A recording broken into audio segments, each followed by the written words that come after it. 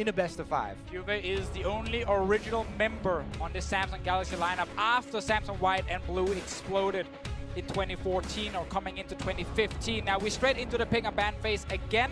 SKT once again want to do the Lulu for Janna trade, or do they have a different counter pick ready against this Janna here, the Blitzcrank, the Leona from Wolf? And the question is, of course, because we're on the same sides, the bans, the first picks have been the same.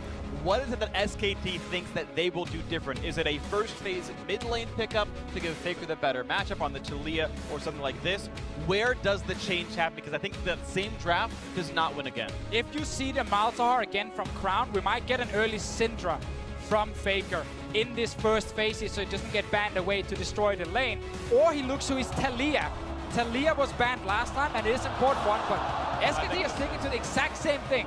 The run back, boys. Both coaches extremely confident in their part of the first game, and it's going to come down to the second bans. Will we get some deviation here? So we've seen this before, which was CLG against SKT at MSI last year, and SKT won the run back just the same. It was 2-0 to the winning team. Look at the second phase bans. Do we get a cannon ban now if they want to take the Gnar again for Huni, or do they just last pick top lane and take the Cassiopeia earlier in the draft? Yeah, because last time it was a Jarvan ban before the Shen. We're going to see quite possibly the same mid lane bans that was a Syndra last time. Taliyah would join that if we're going to play the same draft carbon copied. Samsung Galaxy going to play, so far, 8 clicks in, the exact same stuff. Ooh, they're putting the clamp onto Ambition here, though. Looks like they want him on a squishier champion, so that would make me think they would want to play more off that mid lane and jungle. Okay, 2 things right here. A lot of mid laners actually like to play Malzahar against the Ryze, but Faker doesn't care. He wants a champion with an ulti that can go to side lanes. That's what Ryze can bring, a lot of pick potential and roaming. Second, they're now saving last pick for Huni. It's what we talked about. He's not taking the Gnar and letting QA play Kennen. Will Huni just grab the Kennen himself, or does he play his Camille? The gauntlet has been thrown down here from QV. Will Huni answer? They want to get him something strong for split pushing, and that would be the go-to pick. Oh, he might do it! Now, fun little fact here. They asked SK Telecom what skins they would want. Yes! And Huni said he wants a Yasuo skin. Now, if you want a Yasuo skin, you better win a game with it. At Worlds, down 0-1. Kobe, I'm sorry for stealing your point, but I had to jump in. We've seen Yasuo Gnar before. Misfits did it, and it lost. It did lose against TSM. It was fine in the laning phase, though, but they never got the Yasuo into teamfights early. Let's see. Huni right now can look to try and kill the Gnar in his lane, or he can look to roam with SKT, especially with the Gragas, and then just force fights together. Good engage from a Gragas, sets up a good ulti from a Yasuo, and suddenly someone on Samsung will die. And even though we put so much emphasis on knocking down the first turret and the extremity to which Samsung was able to use that gold to orchestrate the way the entire game went, SK Telecom puts all of their changes into the solo lanes here. And so much confidence in Huni. Yep, we saw in the last episode of Eyes on Worlds how Huni had the gangplank against the Shen. It didn't work, and Koeman was like, listen, this is your fault. We trusted in you with this pick.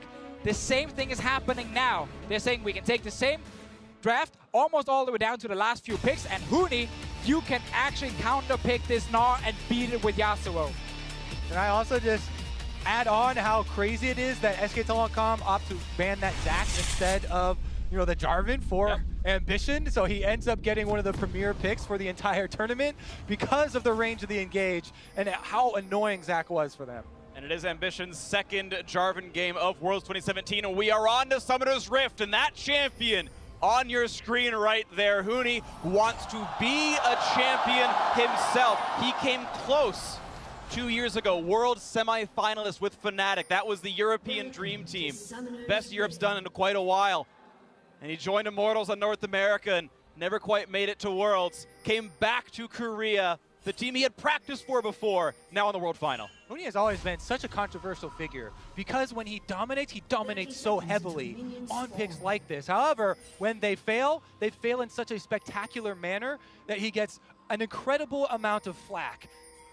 Yeah, and let's then talk about the risk of picking Yasuo now that you mentioned the flack he might get. Because Yasuo in team fights against things like Janna is very hard to play. So Huni needs to do well in the early game.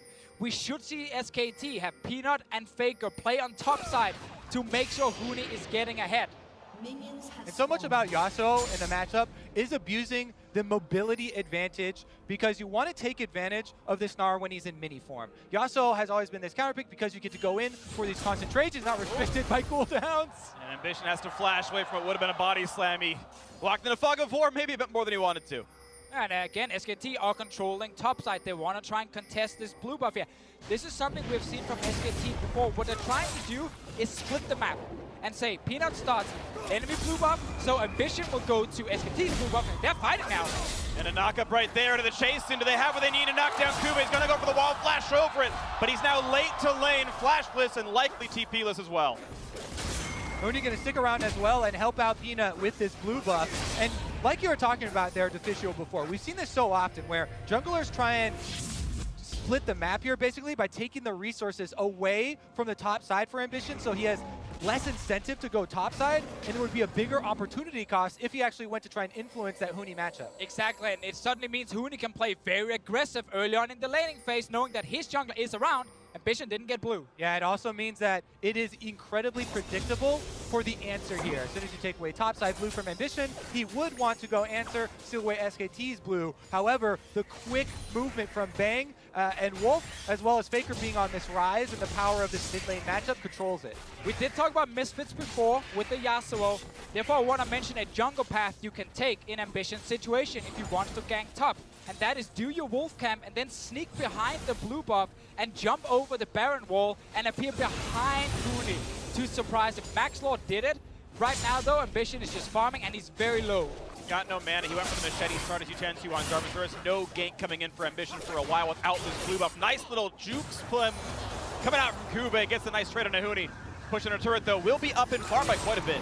Yeah, let's step back a little bit and look at just this lane on the top side. We talked about the Yasuo and how he wants to abuse the movement here. You want to leave one of the minions available for your E back out when the Gnar is approaching that mega form. So you can see him as soon as the bar started to charge up, went back out, so there was no answer trade. And as you mentioned, Freak, the blue denial from Ambition is incredibly important for Jarvan's early clear. Now he can't support that top lane matchup. Everything is so intertwined here and really does affect the solo lane matchups. And Yasuo can also block the boomerang from Gnar, so there's no reduced cooldown on it. You're not landing any good poke, and then Yasuo is just safe, jumping around the minion wave and constantly trying to threaten you in mini Gnar.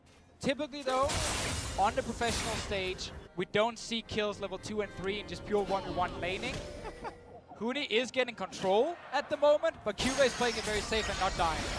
Take a look at the other sides of the map now, glancing into the bot lane, the exact same 2-on-2 as before, and this time around Samsung Galaxy much better in farm than they were in the first game. They were down close to 8 or so at this point last game, so a better looking 2-on-2. Big left over the mid lane as well, and Faker right now going equal against Crown as Ambition, trying to get some vision control to make sure that Malzahar stays safe. Once again, it's double TP to a single as Crown is bringing in a teleport to Faker's heal. And I'd like to talk about why Crown loves his Malzahar so much.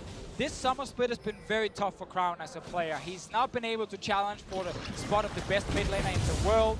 He's been shaking the laning phase, ganked very often.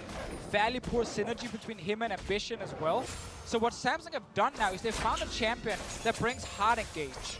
A champion that just wants to survive the laning phase. And when you put Crown on that, as long as he's not dying early game, he will be extremely useful in the mid to late game, like we saw in the last game here. And that's what they're trying to do again with this Malzahar.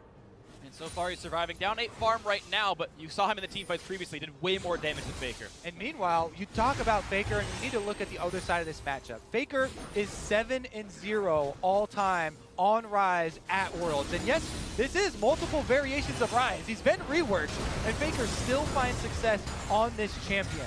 Now, one of the things I talked to you, Deficio, between last game and this game, as Faker goes for a trade. Pretty good at League of Legends, gets a nice trade down on the ground, puts him down to about 1/3 and walks away and just one-shots the Voidlings. Yeah, one of the things we talked about, though, was Faker and mobility, and how Samsung were able to deny him mobility as far as the Talia and the Galio bans last time around. But Rise does bring an element of that with his ultimate. And I know you hate Rise as a champion because he's been losing so many games at Worlds, but I like it when Faker plays it. Yeah. Because Faker is very good at using it aggressively, especially the ulti, and now he's on the way top. There's a few seconds till Kuve's flashes back up, and he's going to be able to walk away from the turret in that time.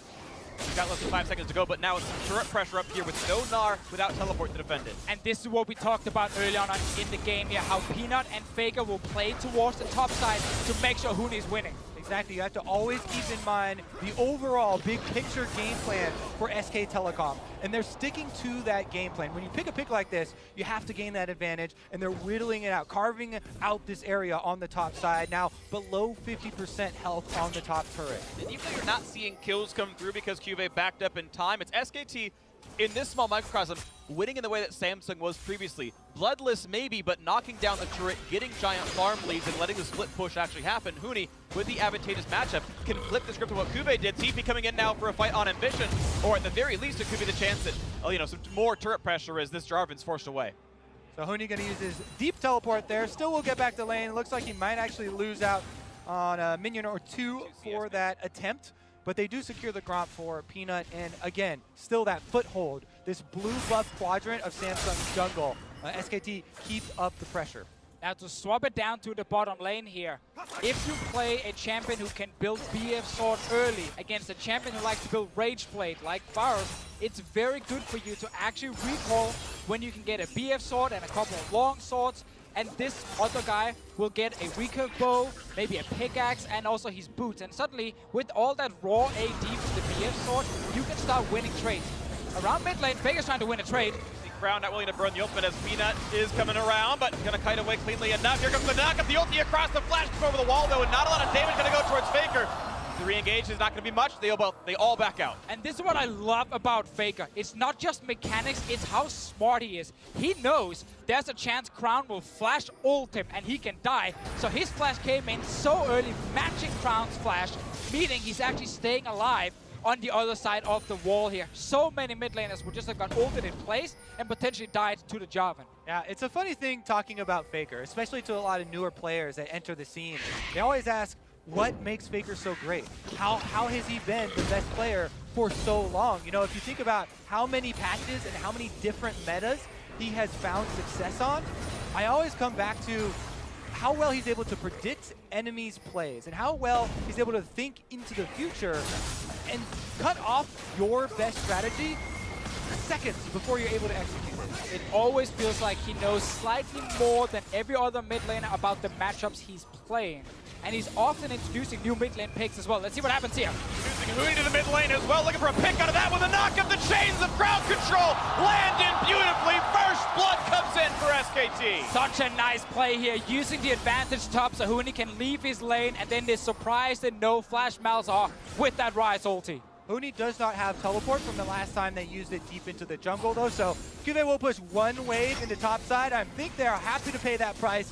Faker's Rise, now with first blood, with the CS lead, and more importantly, control over the center of the map. Here is the Realm Warp that starts it all, Yeah, it's a great setup with Peanut coming in as well to land the knock-up that sets up everything here for SKT. And Crown, poor guy, just wanted to get his little minions to push that wave and then back away. Instantly gets punished. Now we reset on the map and you can see Faker individually up 1,000 gold in his matchup. Almost the entirety of the SKT gold lead is in the hands of the best player in the world, the one who's got his own prize skin. Not using it because he doesn't tend to use skins. His own fun little quirk about the game, but looking at the chance of a gank. Ambition coming around. They know it's a flashless Rise, but he's got heal and he walks away. Yeah, they don't know if Peanut is in the jungle waiting for this play here. Meanwhile, we just saw the gold in the bottom lane. Like, Bang is almost on 3,000. And I talked about this before, how you really want to go back and get your BF sword and your long swords when the enemy team is just getting attack speed and you can start winning lane. That's what happened in last game, where Ruler took over the lane and got the first tower. It's not happening now. They're just farming. Bang is going to farm for his full Rage Blade before he wants to even do anything. Like, he's so happy at the moment. They're not losing anything in the bot lane. Yeah, that's the dream scenario, Freak. Anything between now and the next 400 gold is like you feel terrible with a Rage Blade because you got a blasting wand on a march. Yeah, ugh. But if you get to that 3,600, I believe, the full cost of the item, it's like the perfect power spike. It's 400 more than an Essence Reaver, but if he gets there, then All credit to Bang for controlling the lane. Exactly, and Samsung are not able to play bottom side because Ambition is struggling in the jungle. He needs to catch up on farm, and he needs to also be ready to protect top side. Otherwise, Huni just takes that tower. Look how low the top lane tower already is. Now, if we take a moment to look further in this game, SK Telecom could set up a play around this top turret, but Samsung have always been so good at utilizing the next step for their opponents sort of as bait and setting up that counter opportunity 30 seconds in advance, which is the duration of every minion spawn. Here comes SK Telecom, control warding down bottom, and Faker roams from mid lane. And you just saw the forced recall out of Ruler, who was actually shy about 100 gold short of what would have been Essence Reaver. Peanut now here as well, and even though that gank went so well for Huni, and they got bigger that first blood, first turret might fall bot lane instead. It is perfect here from SKT's side. Actually, we might get a fight. Good body slam, but look at the burst damage out of Ambition with the Oki Thunderlords adding in as well. The chance of a TP for Kube canceled out, forces 3 flashes out of SKT. A lot of flashes blown right here, but SKT continue pushing in the bottom lane. Now Ruler's back though with items. Nothing on Bang's side. He wants to go back to base as fast as possible. This will give Ruler a chance to get some damage on the bot lane tower. It's going to be a slow recall as well. He had to kill off a cannon wave before the back without items. That's the slowest way you can do this. He'll be back late. Ruler here trying to push up and see if he gets any of those late recalls. He actually checks that Tribush blind, but still gets the fake out here. And a Wolf actually stops his recall, delaying it slightly. Big power spike. Frick, you are an AD carry, man. Yeah. You see this in the bottom lane. That feels amazing. It's the best feeling ever. Now, let me set up how big of an explosion of gold is about to happen, though, because we went over how low the top turret health for Samsung is. The bottom as well, setting up an Ardent Sensor plus Rage Blade buy could again be another visit from Peanut, from Faker, who has that important control of the mid lane, just to get these objectives. You don't even have to follow through on a dive. You don't even have to follow through on a full roam. As long as they threaten and are able to get the objective, this gold lead that SKT have right now without any turrets could just explode off the map and be the opposite story we had in game number 1. Yeah, that's why you gotta respect that SKT go into this draft in game 2 and say, yeah, the first 3 picks were fine. We're gonna do the same thing again. This time we're not gonna lose the bot lane tower early. And then they prepare this Yasuo against Cuve's Gnar to now have a winning top side as well here. I like the adaptations with Ryze and Yasuo, and I like the fact that Bang and Wolf are able to go even in this bot lane. Put the faith in Huni, so far so good. He got that assist on first blood. Mountain Drake spawning, but Samsung Galaxy not that same pressure over bot lane. And again, same matchup, and yet SKT doing much better now in the 2-on-2 as far as overall lane control. They got a bit of help from Peanut, of course, that's nice as well. But this game, though so much of it is similar, looking so differently, well aimed for SKT. And we're seeing also Ambition on this job, and here, second time, as you said, during the tournament. First time he played it was against WE in the first game of the semifinals. He couldn't find any early ganks. It was really too effective for him, and it kind of fell apart for him and the team. This game, he's been under so much pressure. While Ambition is a fantastic shot call and a big leader for the team, he's not always the most active jungler early game. And this is a little risky for SKT. They don't have summoners on bot. Flash to the knockup. They're going to go for Bang on this one. Look at the damage up, but he's got no way out. Ambition traps him in, but look at the damage back from Faker. He just survives the entirety of it. And out goes Samsung Galaxy, 3 flashes down. Huni comes down to the bottom lane and completes his teleport, though, so SKT have to commit to all the resources in this area. The Mountain Drake should be taken in toll in exchange for this top lane turret. Cube is whacking away. But so important they keep the TP on this Gnar here. SKT, yes, they get the 1 Drake, but no kills at all. Well, flash advantage will go back towards SKT, though next time Peanut's got it, there's no one really able to get away from it. Only Crown and Kube have those tools. And you can tell, Huni, as soon as the bottom lane play fizzles out, he just makes a beeline, runs straight back to the top side to try and save the rest of this turret so that SKT don't give up that first turret bonus. They've worked so tirelessly to get themselves into a position to capitalize on that advantage. But at this point here, SKT should play around top side, get that first tower down, unleash Huni in the top lane, instead of having all these plays around the bottom side, because that's actually allowing Samsung to get back in this game here and not fall further behind. No turret just yet, and this top lane tower's been low for a long time. It has been low. It's been an interesting look for SKT because the mantra coming in was Huni, play for yourself, get you the 1v1 matchups, and yet his big plays have been coming down to the mid lane to get first blood for Faker, coming down to the bot lane to help secure the first Drake, and he's going equal in just the lane itself. Definitely credit to Samsung for not allowing that explosion to happen that we talked about in the possible early game opening here that SKT were trying to pry away. Now, though, we've got almost a full reset for SK Telecom as they're able to go purchase, and the first item timings are coming through even more than the Ardent Rage Blade that we've been talking so much about. You know, Huni here, as well with the Phantom Dancer, really gets to go in. Yeah, and I think on the other side here in the top lane, Cuvee going Black Cleaver first is actually fairly risky. I love getting the cooldown reduction as well, but not rushing Frozen Mallet is tricky. You don't right now like feel very tanky, and Huni's all in, especially once he hits level 11. It's something you've got to respect. Like typically when I see Gnar versus carries, it's Frozen Mallet and a lot of early armor to try and make sure you don't die, and then you just kind of whittle them down slowly. They're basically two paths right now for SKT to walk down, because they're the ones with the priority, mainly because of all the control they've been able to get around Faker, but they can either go that top lane path you mentioned. Well, here we go in mid. A couple of barrels, but none of the big triggers pulled out. Ambition able to flag and drag out to safety, no big deal. Minions cleared out, but a low health jungler gives control back to SKT. Faker right now able to roam with Peanut there, looking for that top lane tower we talked about.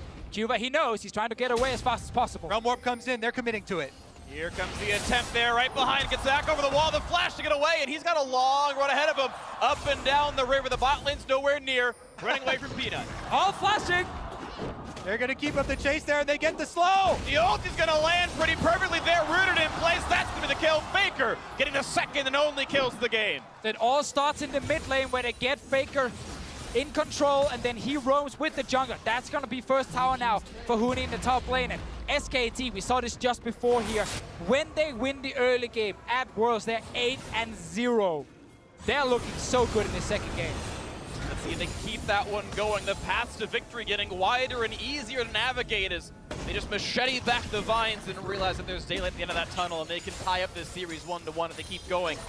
3,000 gold lead so far, immaculate for them. No Drakes given up, no turrets, no deaths either.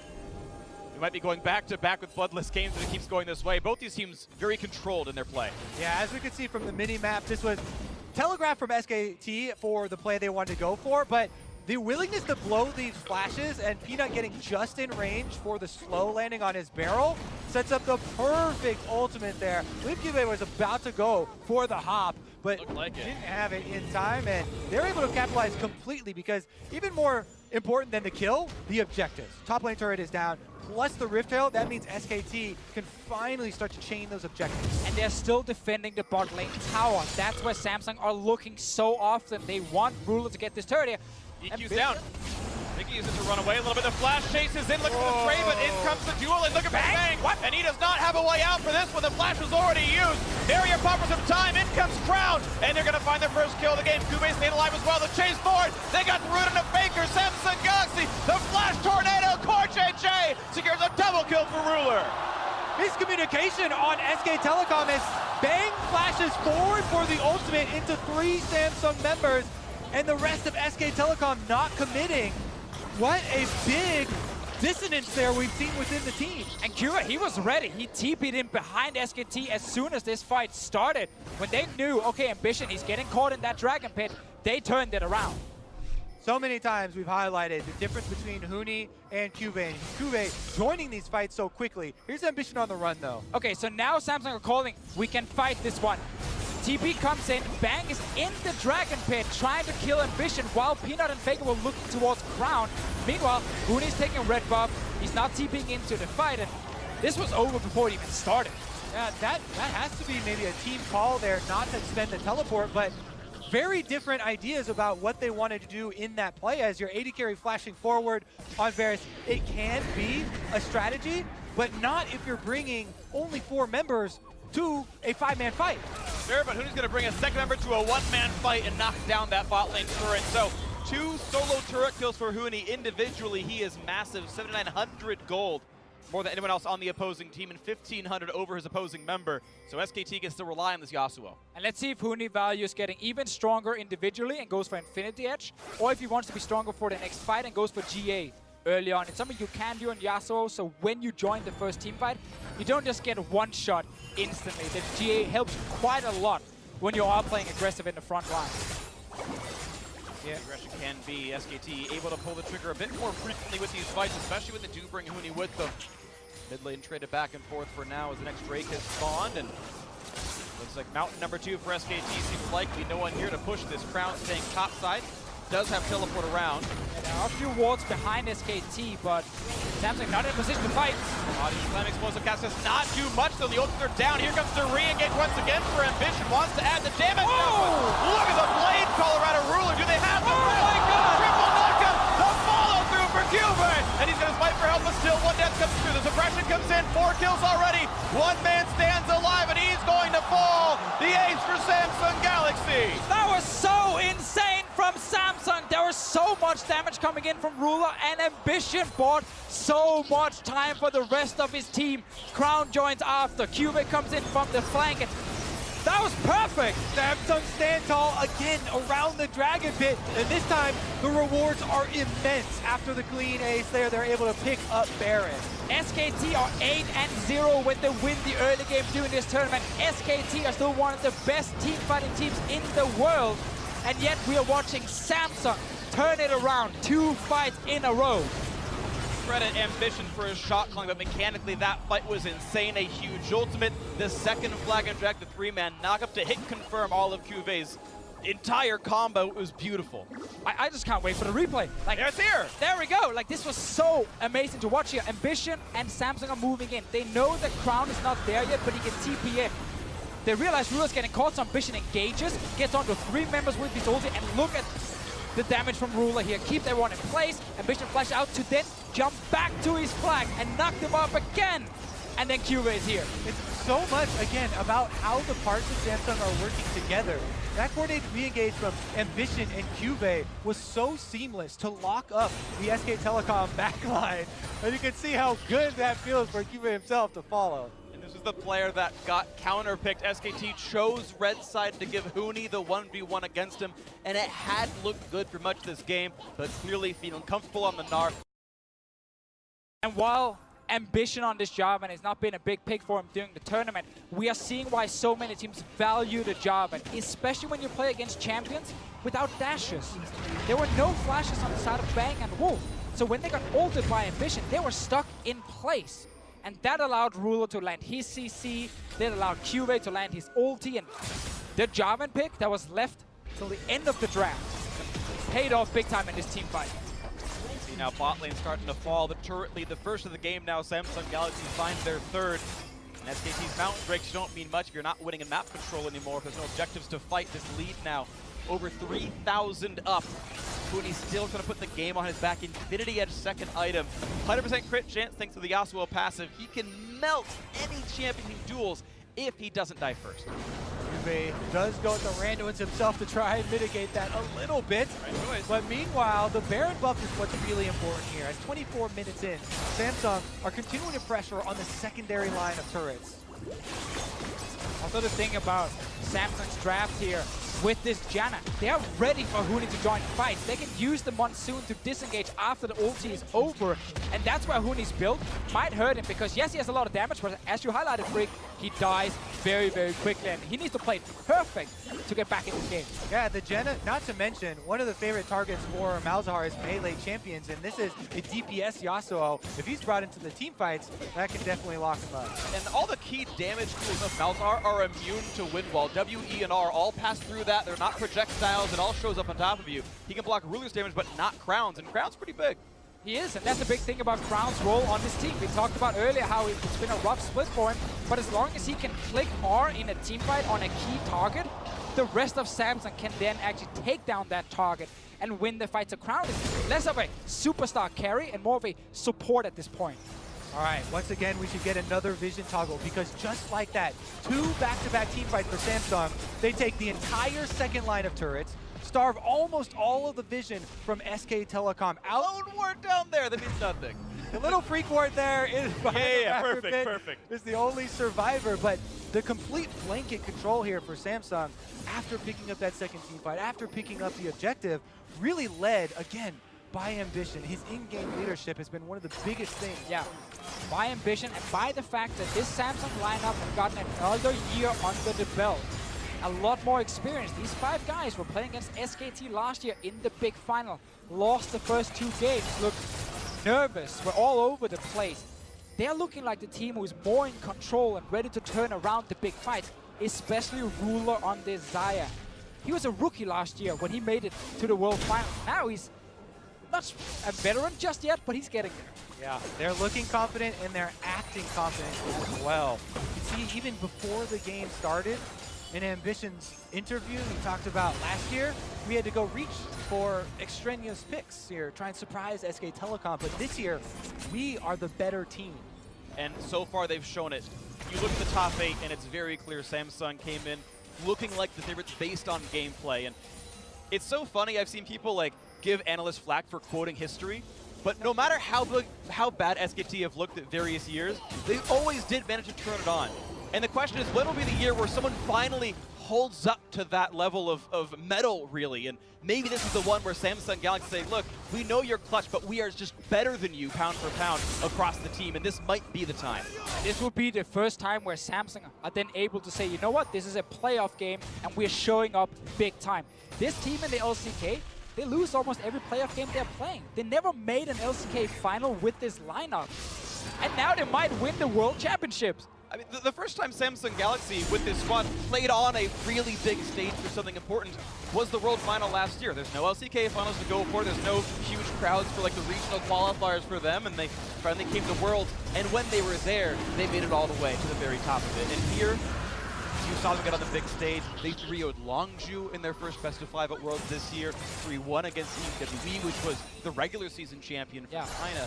Now up against SK Telecom, the reigning world champions, and they keep passing these tests so far. And they kept talking about revenge against SKT in this big final. And they kept also talking about how they didn't have to change their playstyle. They're playing the correct way at the moment. They're going to pick exactly the same way they've been doing so far during the playoffs, and we're seeing that here. Good bot lane, try and get Cube in a good match up top. Didn't work in this one game, but then he joins teamfights instead, and he shows up. That's why it's so impressive. If we think back to Champions Select, Samsung, the confidence showing here as well. Happy to run back, and they're posing the question to SK Telecom, who are not used to having to be the ones to answer, because they are the back-to-back defending champions, but they haven't been able to find that answer thus far, and Samsung closing in once again. We gotta then look at, okay, how can SKT get back in this game here? Big wombo combo can happen when you have the Gragas ult combined with the Yasuo. I think actually going for Core JJ with that combo might be the way in, because if you don't kill the Janna instantly, Monsoon knocks the Yasuo away, resets the entire fight, and then Samsung will struggle. Oh, sorry, SKT will struggle. They're going to struggle for some fight in the top side right now. Looking for the play, but not going to get it. A good silence out of Crown, and Baron up in 15 seconds. And we've seen this song and dance before. Samsung Galaxy playing the Vision game for the Baron secures. And those right there, those are actually plays to highlight when you're playing this strategy, because the important part for Samsung is not crumbling when SKT make that attempt at a pick. Here's that Vision that you're talking about around the Baron. They're very thorough in cleaning it up. SKT can't see anything. They don't know the red buff being secured. There's a barrel to watch Vision. Suddenly, Peanut silenced to half HP. Crown's got ulti. And how do you start a fight if you can't see anything? How do you pick the correct target if you don't even know where the members from Samsung are on the map? Yeah, you know, they will be on the top side, but that's not enough. And ulti here used by Ruler. That's the right choice by Bang, though. Trade ult for ult, get Peanut in for the next one. Look at Ambition, though. Looking for a potential fight. Also 6,000 gold lead. They could pull the trigger. Kuve's here. Knock up, not quite going to land on Peanut. Going to trade the flash for an ultimate. Cataclysm is down. The zoning silence. Now, is there going to be a re-engage? Kuve on the chase, but Peanut's got nowhere to go as Kuve flashed to the other side of the barrel. 2 more autos. Doesn't land the clock or the iceberg or whatever it is. Peanut juice to the side. But that's a huge chunk out of Peanut, the jungler, so they're starting up the Baron. They're going to try and draw SK Telecom into the darkness. Huni is here, though. He's waiting for that big knock-up. Oh, Faker's ulti. Round number 2, not going to happen thanks to the sound, so there was just no way in the Vision. If you had it or not, it didn't matter, as Baron Nash has been secured by Ambition. 2 straight clean pickups. Here comes the Blade Caller, really getting a bit low. Redemption gets some health back, but the fight might still continue. Ambition waiting on the wings, does not go in. Samsung able to utilize the health that they chunked out of Peanut and the vision that they had set up prior to earn a huge objective. Even with a little bit early of a smite there from Ambition, they 100% secure this objective, stopping them at the Pixel Rush. 2 games in a row where Samsung understand how to take over the mid lane before going to the Baron. They know if Huni is sitting in the side lane, well then Yasuo loses quite some value for the team fight because he won't be there for the engage. He won't be there for the initial knock-up from a Gragas, because he needs to TP into the fight. That's why Ambition are so confident just starting it, engage onto SKT, force them away, take control mid, and then go Baron right after. It's the same setup every single time, and it gives so little counterplay. Such an impressive series here from Samsung so far. And a different story this time around. Peanut gonna have to run over for his life. Maybe a bit aggressive, or excessive, I should say, on the ultimate right there. Was afraid of getting chased on, but otherwise had good jukes to not ever be rooted by the blade color. Requires 3 feathers and moves sideways nicely. Mid lane, though, back under siege. Samsung Galaxy, you've seen it before. Yeah, Baron number 2 is the key to open up the SK Telecom base. Brick by brick, Samsung Galaxy are trying to dismantle the SK Telecom dynasty and build a foundation for their own. The way they're doing it is either by outplaying early game like game 1 or outplaying in team fights like in game 2. SKT have been trying to go for these drafts that wanted to win in the early game and then snowball, but it's backfired twice now in this series. Huni is still with the team here, hoping they get a good engage. Try and one-shot core JJ if you can. Ruler, nerves of steel, but gets rooted. QSS is away.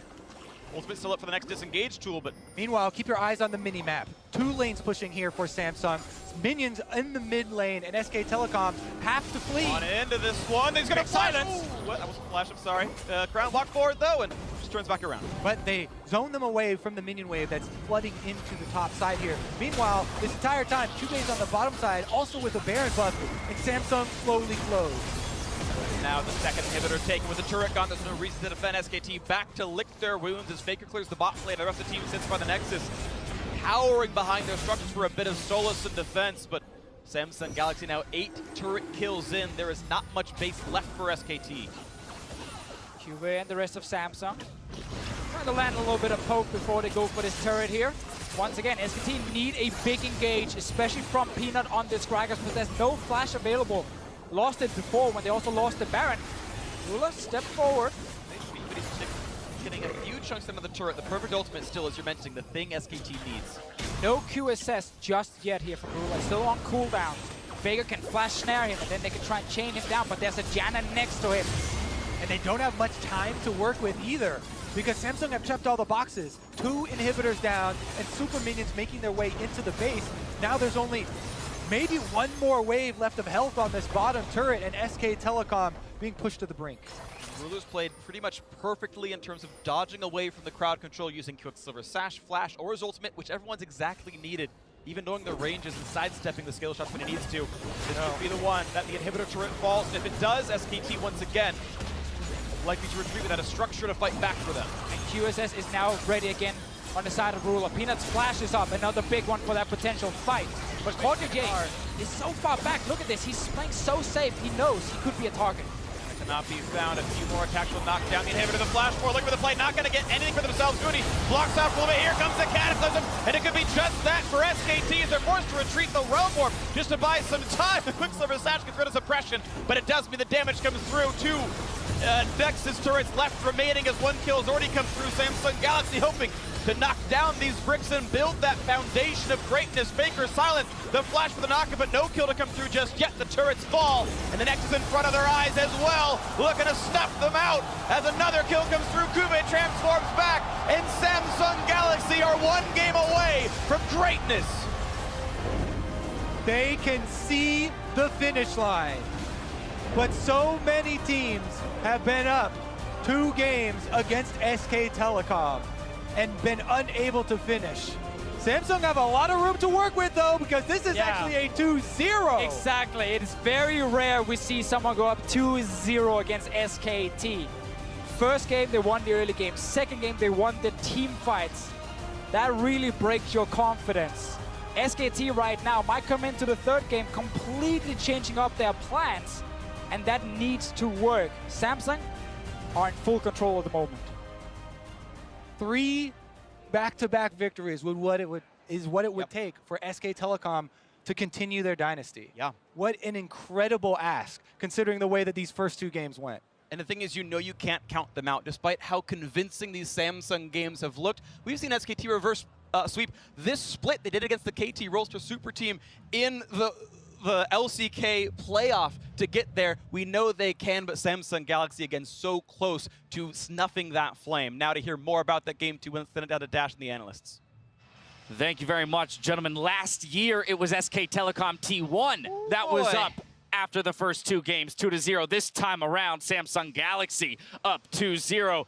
But gentlemen, coming out of game 1, going into game 2, be honest with me, did any of you think that that was the composition SKT would craft, thinking that that would give them the victory?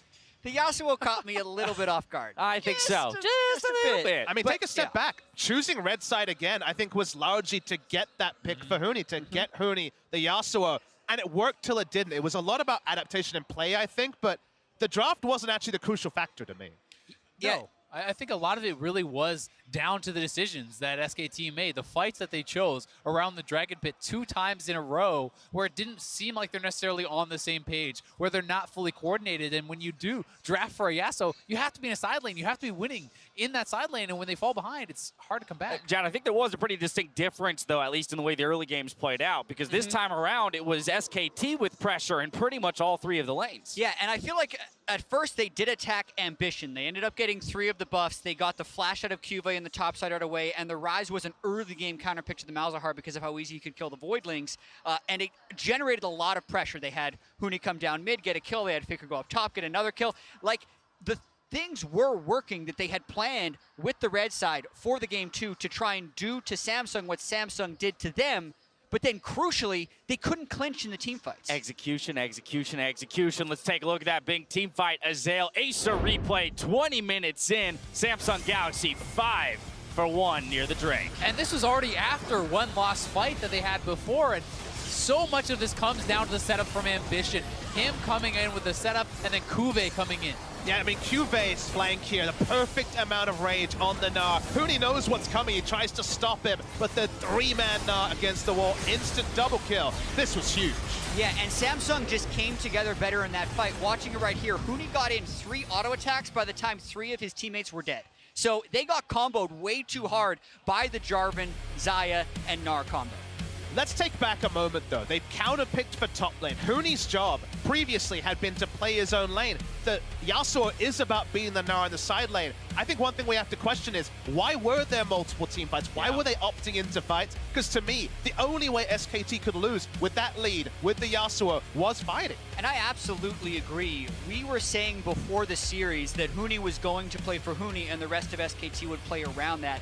Yet even in matchups where they weren't getting mashed on teleport by the Gnar, Huni was teleporting in and giving up some of his lane advantage. If he does hard split push in this game and they play disengage with the Gragas over and over again, finding picks with the Rise, that's the game plan I thought SKT would have. So beyond just not executing in team fights, why are they there in the first place is not a question you often ask about SKT, but it was evident that game. And it was something you could ask, honestly, 3 times in that game at least. You know, with Cuvée having teleport down, Huni TP's down to the bot lane for a fight, nothing happening from that. And he was almost 2,000 gold ahead after getting the solo first tour gold. I mean, come on your screens right now, talking to the team, a situation that they have not found themselves in before here on the world stage, being down 2-0 in the final. As Kobe mentioned, that's a huge ask, even for a team like SK Telecom T1, to pull 3 games back to back to back in order to hold on to your reign and that title and the Summoners Cup. They don't even have side selection for Game 3, which could just be, once again, Samsung on blue side. They won't have it for Game 5 either. They've tried 2 different styles, both of them with the focus on denial. That hasn't worked. I don't think we're going to see Varus Gragas on red side again. I think they need to start giving Samsung comfort and finding comfort of their own because they don't have much to hold on to. And I'd even say, is the Lulu really giving you that much value when you're skipping over something like a Syndra into the Malzahar? You know, he's blind picking Malzahar 2 times in a row. 2 times in a row, Faker has the counter pick and really has not made him pay.